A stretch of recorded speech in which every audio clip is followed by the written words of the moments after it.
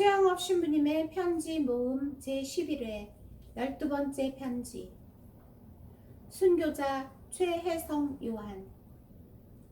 수리웃에서 1856년 9월 13일. 예수 마리아 요셉. 지극히 공경하올 르그레주아 신부님께 오랫동안 소식이 격조하였습니다. 이럴수록 더 많은 소식을 전해드려야 하는데 어찌된 영문인지 펜을 들기만 하면 모든 생각이 달아나고 맙니다. 무엇보다도 먼저 걷잡을 수 없는 마음의 기쁨을 표현하지 않고서는 못 빼길 일부터 말씀드리겠습니다. 우리는 마침내 우리의 착하신 목자 캅사명의 베르네 장주교님을 영접하였습니다. 일찍이 큰 서원으로 갈망하였으나 그 갈망이 실망으로 변하여 잊어버린 지 오래된 주교님을 하느님의 무한하신 자비로 마침내 우리 안에 모시게 된 것입니다. 그뿐 아니라 장주교님께서 새 선교사 두 분을 우리의 새로운 협조자로 동반하고 오셨으니 한층 더 기쁩니다.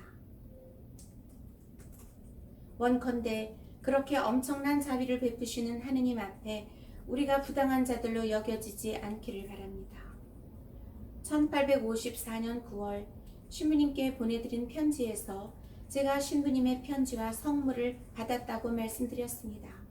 그런데 금년 존경하올 우리 장주교님이 오시는 편에 신부님의 해답이 없어서 제 마음이 불안합니다.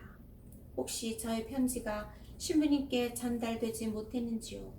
아니면 다른 무슨 이유 때문에 그렇게 되었는지요? 그런데 경애하올 극동 대표부 책임자 바랑 신부님의 사망 소식을 듣고 참으로 애통한 마음 금할 수 없습니다. 하느님 앞에 매우 부당한 기도이지만 기도 중에 바랑 신부님을 잊지 않고 기억하겠습니다. 이제 근심과 걱정에서 해방되어 저 세상에 계시는 바랑 신부님께서 살아계셨을 때 못지않게 우리 가련한 포교자를 보살펴 주시는 관리자가 되어 주기를 희망합니다. 금년에는 하느님 자비하심으로 사목순회를 별탈 없이 평온하게 무사히 마쳤고 상당히 많은 사람들이 주님의 그물 안으로 들어왔습니다. 무려 180명이 넘는 어른이 거룩한 샘터에서 몸을 씻고 그리스도의 양우리에 스스로 끼어들었습니다. 그러나 주님의 길을 가로막으려고 길을 쓰고 계속 소란을 피워대는 사탄의 난동도 있었습니다. 하루는 전라도 진밭들이라는 마을에 갔는데 그곳이 얼마 전부터 마을 사람 거의 대부분이 교리를 배우며 세례를 준비하는 중이었습니다. 그들은 준비를 다 마치고 선교사 신부님이 오기만 초조하게 고대하고 있었습니다. 제가 저녁 나절에 신자 몇 명에게 고해성사를 집전한 다음 유아 세례에 이어서 대세받은 아기들에게 세례성사 보례를 집전하였습니다. 그리고 나서 잠깐 눈을 붙였다가 달 기울 때 일어나 미사를 드릴 예정을 하고서 영세 준비를 마친 어른 15명에게 세례성사를 집전하기 시작하였습니다. 그때 갑자기 100명이 넘는 포졸들이 마귀떼같이 몽둥이를 들고 쳐들어왔습니다. 그들은 제가 성체를 거행하고 있는 집을 둘러싸더니 미사 가방과 성작 등을 빼앗기 위해 제가 있는 방까지 들어오려고 덤벼들었습니다. 그러나 거기 함께 있던 신자들이 비록 숫자는 그들보다 적었으나 완강히 대항하여 못 들어오게 막았습니다. 문을 빙 둘러싼 그들이 온갖 폭력으로 문을 부수고 들어오려 하고 신자들은 죽을 힘을 다해 그들을 물리치느라고 일대 난투극이 벌어졌습니다. 그래야 쌍방간에 부상자까지 발생하였습니다. 저는 몇몇 신자들과 함께 방에 있었는데 그들의 도움으로 급히 미사짐을 챙겨 뒷문으로 재빨리 빠져나와 캄캄한 밤을 이용하여 산으로 도망을 쳤습니다. 저와 신자들은 신발도 신지 못한 채 바위와 가시덤불 사이로 허둥지둥 이리저리 헤맸습니다. 서로 있는 힘을 다하여 싸우는 북새통에 양편에 부상자가 많이 났고 결국에는 외교인들이 도망쳤습니다. 그러나 그들은 격렬하게 싸웠지만 아무것도 강탈하지 못한 것을 분하게 여겨 그 마을을 관가에 고발하고 관장은 그 마을의 유력자 5명을 체포해서 감옥에 가두게 했습니다. 그중 한 사람은 이 바오로라는 사람입니다.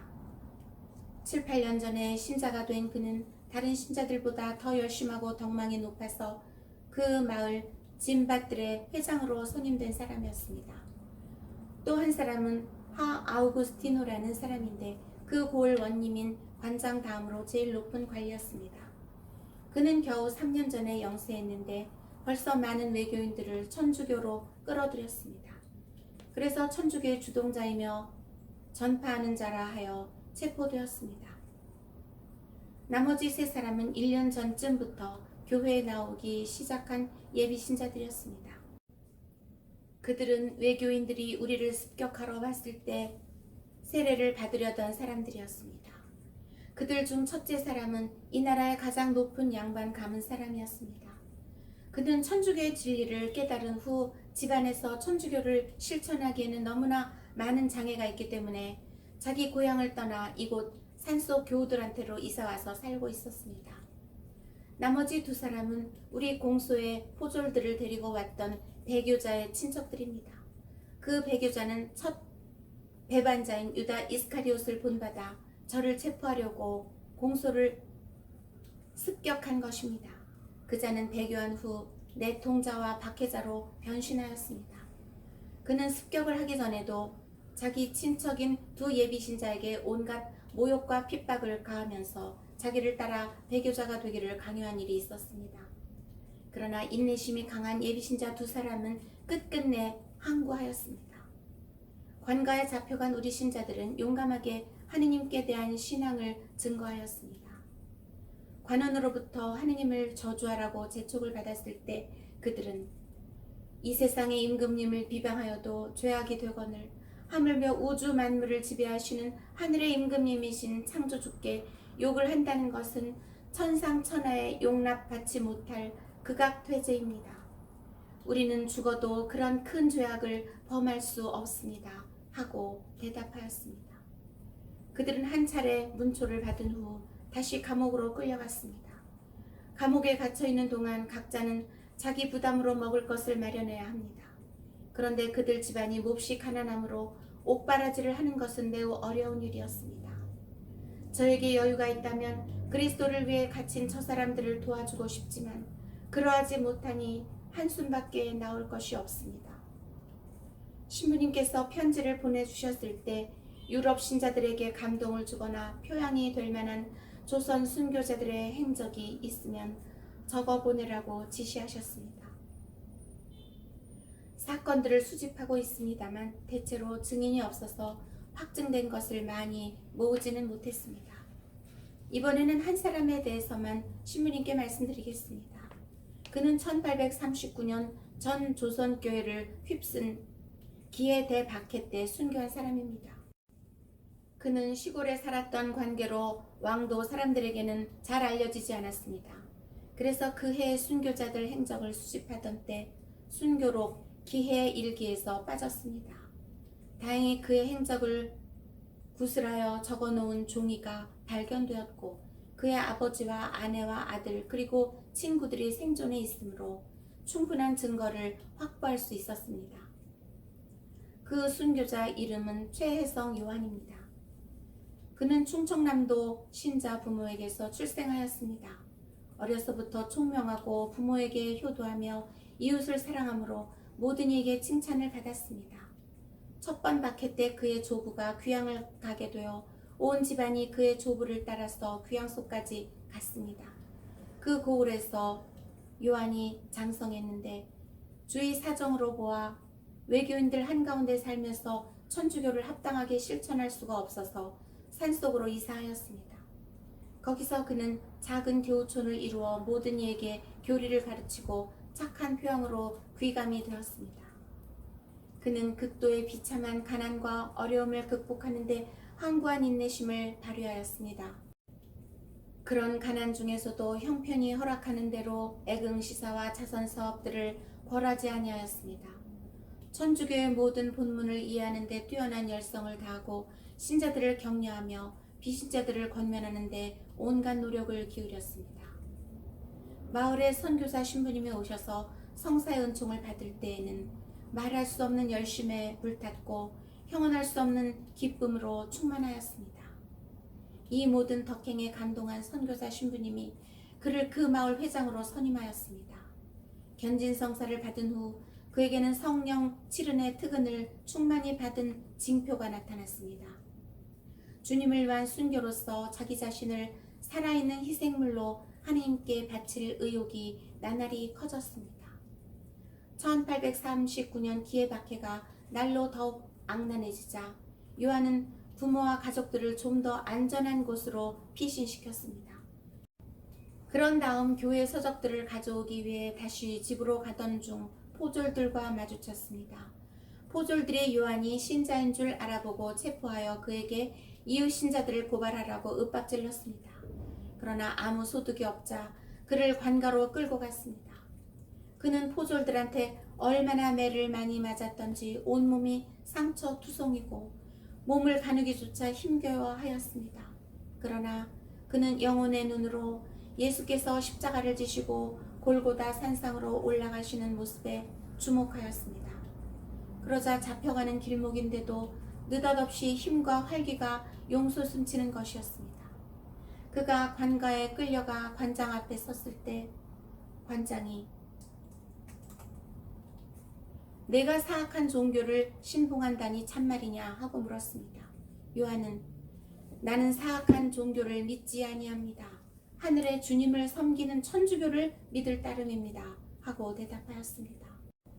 형리들이 그를 고문하는 동안 관장이 너와 함께 천주교를 믿는 자가 몇 명이냐? 그들이 누구인지 이름을 대라. 그들이 어디에 사는지 말하라 하고 다그쳤습니다. 요한은 저는 제 형제들을 고발할 수 없습니다. 우리 천주교는 어떤 방법으로든지 이웃을 해치는 일을 금합니다 하고 대답했습니다. 1차 문초가 끝난 후 감옥으로 다시 끌려간 요한은 포조들과 군중들한테 숱한 매질과 행패를 당하고 기진맥진해졌습니다. 그는 며칠 후 다시 끌려나가 문초를 받았습니다.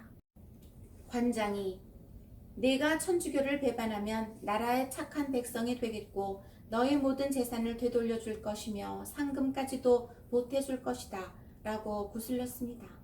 요한은 저는 관장께서 온 고을을 다 주신다고 하셔도 하느님을 결단코 배반하지 않겠습니다 하고 대답하였습니다. 그래서 편태를 자그마치 100대 이상이나 맞고 감옥에 다시 갇혔습니다. 그 후 다시 재판관이 호출하여 내가 정말 죽기를 바라느냐 하고 호통을 쳤습니다. 요한은 저도 다른 이들과 같은 사람입니다. 살기를 원하고 죽기를 무서워합니다. 그러나 정의를 위하여 죽기를 사양하지 않습니다 하고 대답하였습니다. 재판관이 크게 분노하여 곤장과 편태로 가공할 만한 형벌을 명하면서 말했습니다. 너의 종교를 위해 죽겠단 말이 참말이라면 내가 죽을 때까지 치도록 하마. 요한의 몸은 온통 피투성이가 되고 살이 갈기갈기 찢어지고 뼈가 드러났으나 하느님의 사랑으로 불붙은 그의 영혼은 기쁨으로 용약하였습니다. 그는 지겹게도 21차례나 문초를 당하였습니다. 얼마나 모질게 고문을 당하였는지 살과 가죽이 터져 창자가 몸 밖으로 쏟아졌으며 뼈가 으스러졌습니다. 문초 중에 당한 형벌 외에도 포졸들과 악당들에게 온갖 악행을 다 당하였습니다. 마침내 사형 선고를 받고 1839년 9월 29일 목이 잘려 29의 나이로 순교하였습니다. 천국으로 개설하는 날 날이 밝아 마당으로 내려갈 때가 되자 그는 기쁨의 표시로 자기와 옥사장들에게 작은 잔치를 베풀었습니다. 영광스럽게 최후의 형장으로 끌려나갈 때 그동안 욕설을 퍼부으며 매질하고 형벌하던 포졸들과 백성들도 그를 뒤따라가면서 눈물을 흘리며 그와 작별하였습니다. 다른 순교자들에 대한 이야기도 무척 많으나 아직 충분한 증거를 얻지 못했습니다. 하느님께서 허락하신다면 더 정확한 정보를 수집하게 될 때 신부님께 자세히 보고하겠습니다. 저는 며칠 후 여기서 700리 떨어진 새 교우촌으로 출발할 예정입니다. 이 교우촌은 귀양간 어떤 신자와 그 마을 사람들에게 복음의 씨를 뿌려 최근에 형성된 곳입니다. 그 신자가 사람을 보내어 선교사 사제를 모셔오도록 청한 것입니다. 제가 이 교우촌을 방문하고 나서 혹시 주목할 만한 이야기가 있으면 다음 기회에 신부님께 보고드리겠습니다. 신부님의 또 다른 분부가 있었습니다. 신부님께서 저에게 아쉬운 것이 있으면 청하라고 말씀하셨는데 제가 전에 청했던 것과 같은 것들을 다시 청합니다. 아쉬운 것 투성이어서 어느 것을 먼저 청해야 할지 모를 지경입니다. 무엇이든지 보내만 주시면 저에게는 다 필요하고 소용이 되겠습니다. 그러나 다른 것보다 하느님의 자비가 저와 우리에게 필요합니다. 이를 위하여 저와 저의 가련한 조선 신자들을 신부님의 사랑이 넘치는 기도에 다시 의탁합니다. 공경할 사부님께 지극히 미약한 종 최 토마스가 올립니다. 다음 주에 계속됩니다.